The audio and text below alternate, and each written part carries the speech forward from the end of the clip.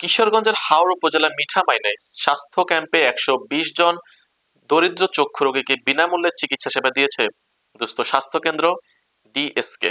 বিস্তারিত থাকছে আলাউদ্দিন শুভর প্রতিবেদনে।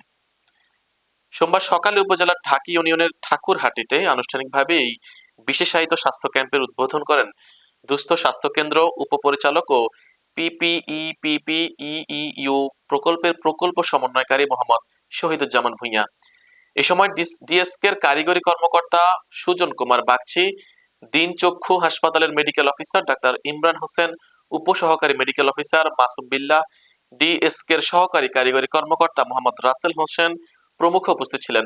দিনব্যাপী বিশেষায়িত স্বাস্থ্য ক্যাম্পকে ১২০ জন রোগীকে বিনামূল্যে চক্ষু চিকিৎসা সেবা ও ঔষধ বিতরণ করা হয়। এছাড়া ১০ জন চক্ষু ছানি রোগীকে বিনামূল্যে ছানি অপারেশনের জন্য বাছাই করা হয়েছে। নিজের এলাকায় বিনামূল্যে চক্ষু চিকিৎসা সেবা ও ঔষধ পেয়ে হাওড়পাড়ের দরিদ্র রোগীরা স্বস্তি প্রকাশ করেন এবং ডিএসকের প্রতি তারা কৃতজ্ঞতা জানান। প্রসঙ্গত, ইউরোপিয়ান ইউনিয়নের অর্থায়ন এবং পল্লী কর্মসহায়ক ফাউন্ডেশন এর কারিগরি সহযোগিতায় পিপিইপিপিইইউ প্রকল্পের মাধ্যমে দুস্থ স্বাস্থ্য কেন্দ্র মিঠাইমন উপজেলার ঢাকি এবং বৈরাটি এই দুটি ইউনিয়নের বিশেষায়িত স্বাস্থ্য ক্যাম্প পরিচালনা করে আসছে। এর আগে ৮০ জন চক্ষু ছানি রোগীকে সংস্থাটি বিনামূল্যে ছানি অপারেশন করানোর মাধ্যমে তাদের স্বাভাবিক দৃষ্টি ফেরানোর ক্ষেত্রে ভূমিকা রেখেছে।